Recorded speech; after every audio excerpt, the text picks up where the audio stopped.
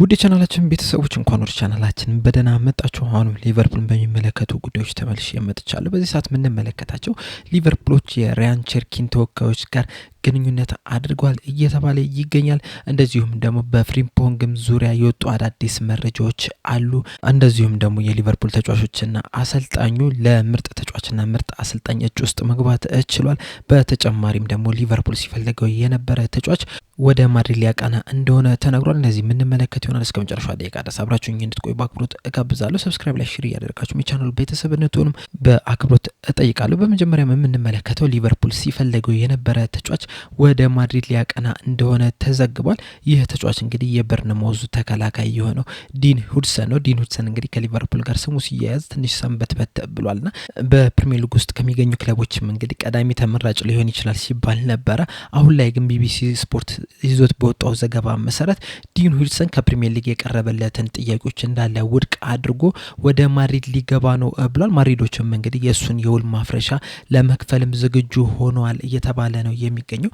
በተለይ ደግሞ የጃቪ አሎንሶ ወደ ማድሪድ መሄድ እንግዲህ የዲን ሁድሰንን ዝውውር እንዲፈጸም አድርጎታል እየተባለ ነው የሚገኘው። ማድሪዶችም እንግዲህ ቀደም ብለው ዝውውሩን በመጨረስ በክረምቱ ለሚደረገው የክለቦች ዓለም ዋንጫ ለማድረስ አስበዋል ነው እየተባለ የሚገኘው። ስለዚህ ሊቨርፑሎችም እንግዲህ ከዚህ በኋላ ሌሎች ተጫዋቾችን መመልከታቸው አይቀርም ተብሏል። ሌላኛው የምንመለከተው ጉዳይ ደግሞ ጀረሚ ፍሪምፖንግ ዙሪያ የወጡ አዳዲስ መረጃዎችን ይሆናል። ዛሬ ላይ በወጡ መረጃዎች መሰረት በተለይ ደግሞ ፋብሪዞ ሮማኖ እንደተናገረው ከሆነ ይህ ተጫዋች ለሊቨርፑል ሊፈርም በጣም ተቃርቧል እያለን ይገኛል። በተጫዋቹና በሊቨርፑል መካከል የሚደረጉ ስምምነቶችም እንግዲህ እየተፈጸሙ ነው እየተባለ የሚገኘው። ሊቨርፑሎችም ይህንን ተጫዋች ከሊቨርኩሰን ለመውሰድ ውል ማፍረሻውን ይከፍላሉ ተብሎ ነው የሚጠበቀው።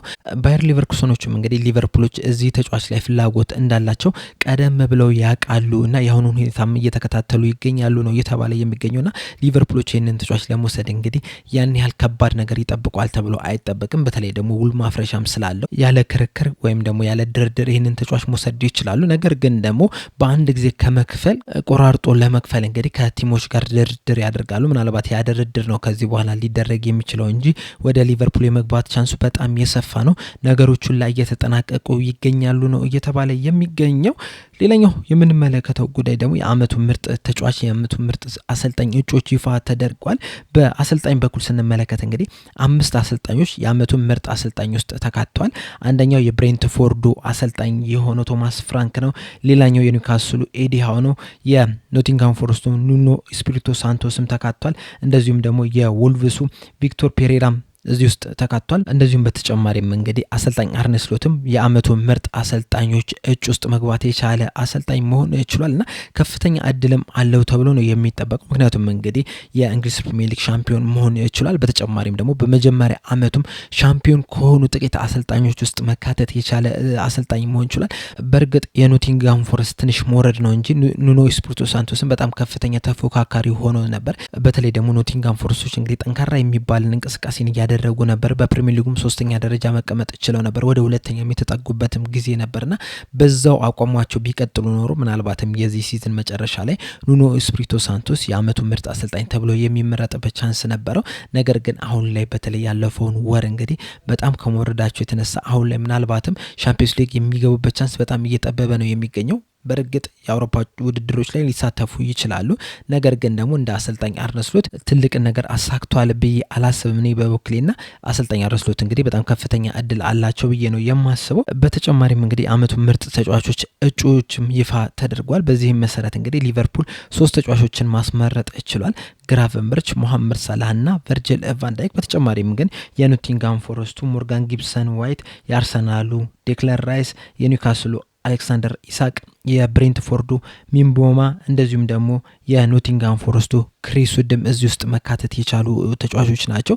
እነዚህ ሁሉም ተጫዋቾች እንግዲህ በራሳቸው መልኩ በጣም ምርጥ የሚባልን ጊዜን ማሳለፍ የቻሉ ተጫዋቾች ናቸው።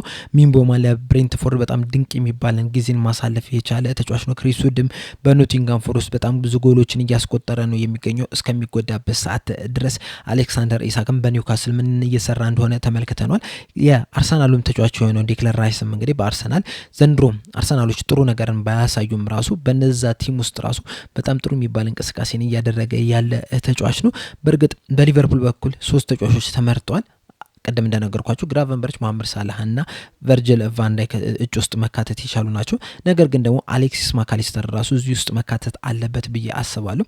ዘንድሮ በጣም ምርጥ የሚባል ጊዜን ነው እያሳለፈ የሚገኘው። እንደ ግራቨንበርች ብዙ አልተወራለትም ይሆናል፣ ነገር ግን አመቱ ሙሉ በጣም በወጥ አቋም ሲጫወት የነበረ ተጫዋች ነውና መካተት ነበረበት ብዬ አስባለሁ። ነገር ግን እዚህ ውስጥ መካተት አልቻለም።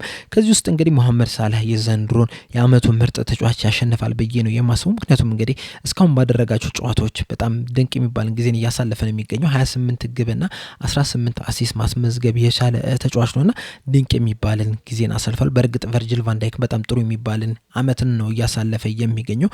3 ግቦችን ማስቆጠር ችሏል።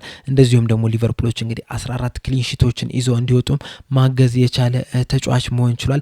ግራቨንበርችም በተለይ ደግሞ አምና ከነበረው አቋም ስንመለከት ዘንድሮ በጣም ድንቅ የሚባልን ጊዜን ማሳለፍ የቻለ ተጫዋች ነው። በዚህ ሲዝንም እንግዲህ 4 አሲስቶችን ማስመዝገብ ችሏል። እንደዚሁም ደግሞ 176 ዱዋል ቦኖችን ማሳካት የቻለ ተጫዋች ነውና ድንቅ የሚባልን ጊዜን ማሳለፍ ችሏል። በተለይ ደግሞ የሲዝኑ የመጀመሪያው አጋማሽ ላይ በጣም ድንቅ የሚባልን ጊዜን ማሳለፍ የቻለ ተጫዋች ነው። በዛ ቢቀጥል ኖሮ ምናልባትም እንግዲህ አመቱ ምርጥ ተጫዋችም አሸናፊ መሆን የሚችልበት እድሉ በጣም ሰፊ ይሆን ነበር። ነገር ግን አሁን ላይ ምርጥ የሚባለውን ጊዜን ቢያሳልፍም ነገር ግን የመሐመድ ሳላህን ያህል ምርጥ የሚባልን ጊዜን አሳልፏል ብዬ አላስብም። ነገር ግን በዚህ ብቻ አይደለም ይሄ ተጫዋች እንግዲህ እጩ መሆን የቻለው የአመቱ ምርጥ ወጣት ተጫዋች በሚባለውም ዝርዝር ውስጥም እንግዲህ እጩ መሆን ችሏል። ምናልባት ይህንን ነገር ግን ያሸንፋል ብዬ አስባለሁ። ከሱ ጋር እንግዲህ የተመረጡትን ተጫዋቾች ስንመለከታቸው ዴላፕ ከኢፕስዊች፣ አንቶኒ ኢላንጋ ከኖቲንግሃም ፎረስት፣ እንደዚሁም ከበርንሞዝ ዲን ሁድሰን ከቼልሲ ኮል ፓልመር ከብራይተን፣ ፔድሮ ከአስቶን ቪላ፣ ሮጀርስ እንደዚሁም ደግሞ ከአርሰናል ዊሊያም ሳሊባ ተመርጧልና በዚህ ዝርዝር ውስጥ እንግዲህ ምናልባትም ከግራቨንበርች ጋር ሊፎካከር የሚችለው የአስቶን ቪላው ተጫዋች ሮጀርስ እንደዚሁም ደግሞ የበርንማውዝ ተጫዋች የሆነው ዲን ሁድሰን ናቸው። እነዚህ ናቸው እንግዲህ በቅርብ ርቀት ይፎካከሩታል ብዬ የማስበው። ነገር ግን ከነዚህ ተጫዋቾች እንዳለ ግን ግራቨንበርች ጥሩ ጊዜን አሳልፏል ብዬ ነው የማስበውና ይህንን ነገርም ሊያሸንፍ ይችላል ብዬ እገምታለሁና በአጠቃላይ ዘንድሮ እንግዲህ የሊቨርፑል ተጫዋቾች ሁሉንም ሽልማቶች ጠራርገው ይወስዳሉ ብዬ ነው የማስበው። በተለይ ደግሞ መሐመድ ሳላህ እንዳለ ለተጫዋች የሚሰጠውን ሽልማቶች እንዳለ ይወስዳል ብዬ አስባለሁ። በምርጥ ተጫዋችነትም በብዙ ጎል ባስቆጠረም ብዙ አሲስት ባስመዘገበም የአመቱ ምርጥ ተጫዋች በሚባሉትና በሁሉም ዘርፎች ያሸንፋል ብዬ ነው የማስበው።